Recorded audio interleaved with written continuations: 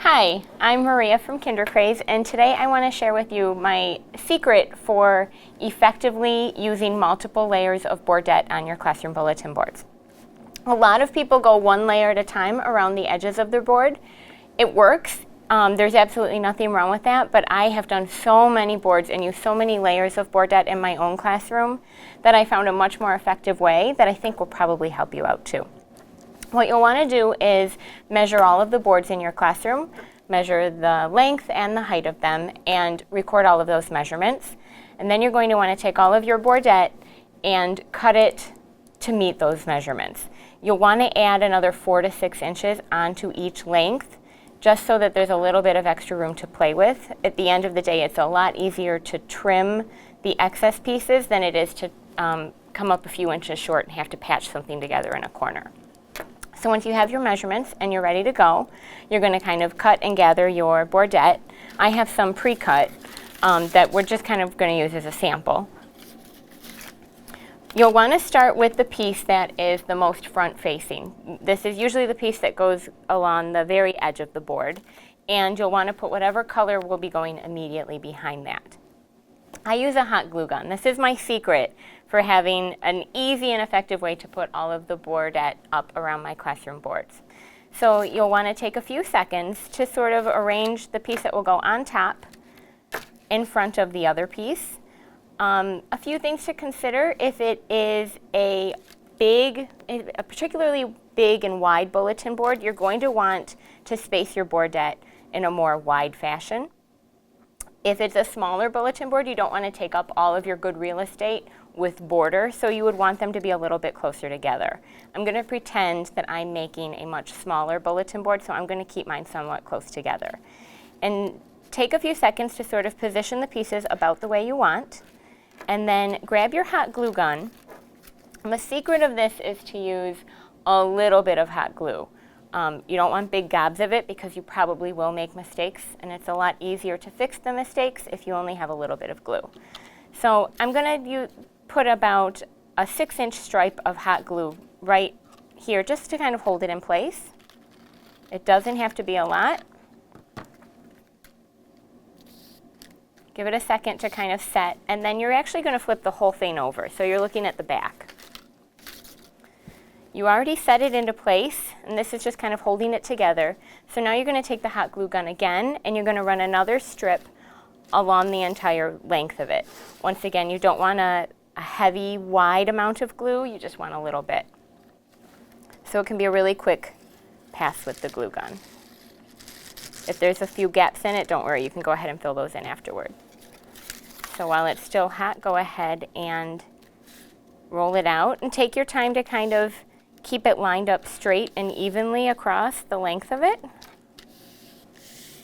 When you have one layer, you can go ahead and get ready to add another layer. So once again, you'll get your new color. That one goes behind the other pieces. And this is something that sometimes happens with the bordette.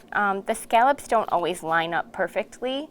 You'll probably notice the same thing when you attempt it for your own classroom. So what I do is I try and get the center of it lined up the way I want, and then whatever happens toward the edges, that's beyond my control. I always try and get just the middle section of it lined up as best as I can. So hold it in place, lift up an end, and once again you're going to do just a little bit of glue on the edge to hold it. And then you're going to flip it over. As you can see, I didn't do the best job of measuring this sample. You would do a much better job of trying to make sure all of your pieces are the same. Then you'll want to lift this up. Add another row. It doesn't have to be perfect. Go ahead and smooth it down. And you can do this as many times as you want. Usually 2 to 3 layers is the perfect amount. But in my classroom, I have sometimes as many as 5 or 6 different layers because I have very, very big boards that I wanted to fill and give a lot of pop.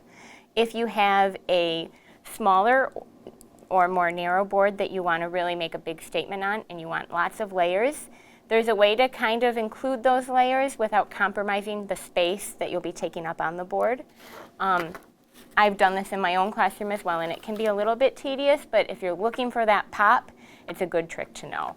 So I use black a lot in my own classroom, and I really wanted to include black for really good contrast on my boards. But if I had a small board and I added one more layer, it was going to be too much black, and also it was getting too wide for the boards. So what I do is I take a pair of scissors, and I literally just trim. So I take my scissors and I freestyle it, and I trim the entire length. I have a sample. So that when you're done, if you go down the entire length, you'll end up with a more narrow scallop and an edge. And generally I would discard this edge, but you never know. Sometimes there might be this perfect use for it in your classroom, so you might want to think twice before you throw it away. But then you can take the piece that you trimmed, and it can go right on top of what had been your forefront piece. It can get hot glued into place just right on top of it, and it doesn't take up any extra space, but it gives you an extra layer, and it gives you a little bit more contrast. If you're looking for a great place to purchase bordette, you have a few options. You can go on Amazon, or you can go to Lakeshore, or my personal favorite, you can go over to Schoolgirl Style and buy bordette and lanterns and everything else you need to create an adorable classroom. Many of my own materials came from Schoolgirl Style as well. Thanks for stopping by. I'm Maria from Kindercraze, and be sure to stop back soon for more great tips for your classroom.